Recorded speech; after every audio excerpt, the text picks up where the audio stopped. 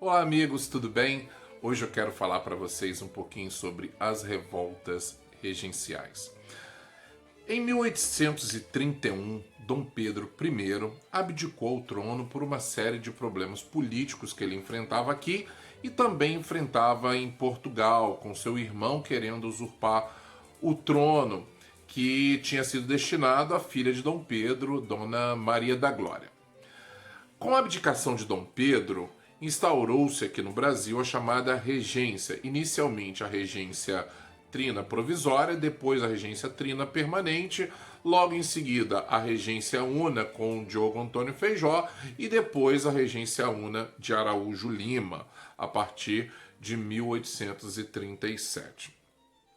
Muita coisa aconteceu durante o período regencial.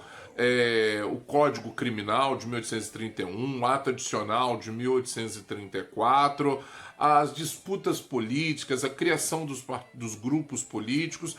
Isso tudo gerou uma grande insatisfação, uma grande instabilidade política, social, econômica no Brasil. Porque os grupos políticos eles queriam cada vez mais ocupar os seus espaços e abria espaços para que lideranças regionais pudessem questionar a autoridade central e até mesmo questionar por que essa autoridade central lhes havia abandonado. Bom, muitas revoltas surgiram por todo o território brasileiro. Geralmente, quando nós estudamos revoltas regenciais, nós estudamos aquelas principais, Balaiada, Sabinada, enfim. Mas a verdade é que muitas revoltas surgiram por todo o território nacional, algumas maiores e outras menores. Nós tivemos a Sabinada na Bahia, a revolta dos Malês, a Balaiada no Maranhão, a Cabanagem lá no Pará, tivemos a Farroupilha aqui no Rio Grande do Sul, na região do sul do Brasil. Aqui no Rio de Janeiro nós tivemos a revolta do Manuel Congo, tivemos a insurreição em Valença, revoltas em Minas Gerais, Recife, Pernambuco, Mato Grosso, enfim, foram várias revoltas que aconteceram por todo o território nacional. E essas revoltas, cada uma tinha uma característica muito específica, muito própria do seu lugar. A cabanagem, por exemplo, no Pará, as pessoas elas passavam fome, os pobres lá estavam passando necessidade. O governo não chegava até aquela região e cobrava impostos, então a população não sabia mais o que fazer.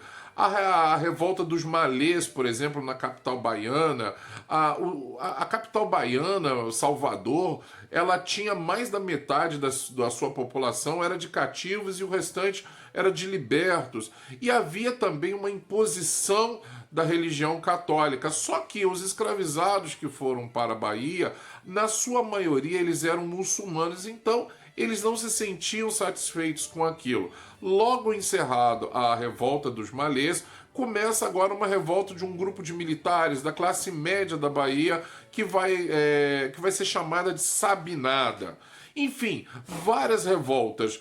No Rio Grande do Sul, por exemplo, instaurou-se em 1835 aquela que seria a maior de todas as revoltas, e aqui eu vou dar um pouquinho de destaque a ela aqui, que foi a chamada a Revolução Farroupilha. O próprio nome, ele é cheio de significado, ele é cheio de simbolismo. A Revolução Farroupilha, ela é uma revolta de estancieiros, ou seja, fazendeiros, grandes proprietários do Rio Grande do Sul e de Santa Catarina. Esses grandes proprietários não aceitavam a forma como o governo lhes tratava e cobrava impostos sobre o couro, sobre a carne, e era mais barato naquela época comprar carne do Uruguai e da Argentina do que uma carne brasileira, porque a carne brasileira ela tinha muitos impostos, muitos encargos sobre ela, então isso encarecia o produto e os grandes proprietários acabavam obtendo grandes perdas significativas.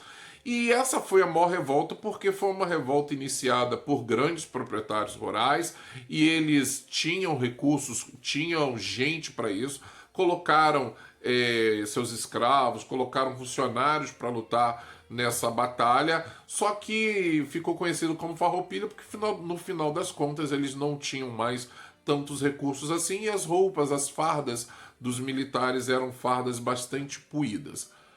Uma situação muito importante que a gente precisa considerar nessas revoltas é o caráter político e a falta de um governo central, ou a falta de uma personalidade central que desse o tom à política nacional, que unificasse as pessoas.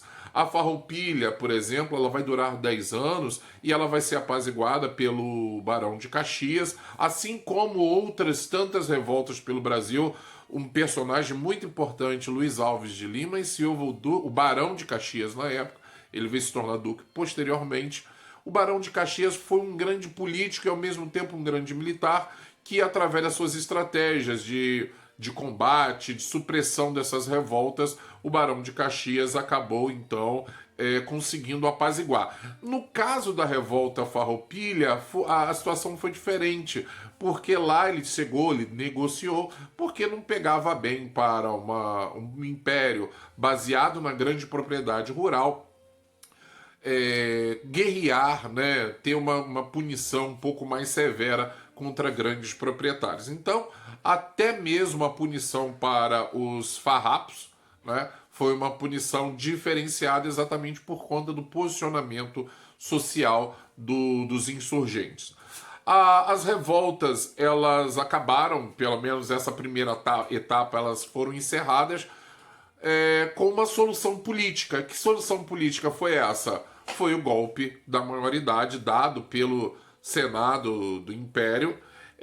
Esse golpe da maioridade, ele decretou que Dom Pedro II, que era o herdeiro do trono, ele então passaria a ter a sua maioridade reconhecida já com 14 anos.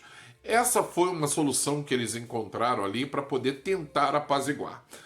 Hoje a proposta não é aprofundar aqui nas revoltas regenciais, mas é para dizer sim que o fim a descentralização do poder gerou uma série de revoltas, uma série de batalhas e que trouxe realmente um grande desgaste para o período regencial.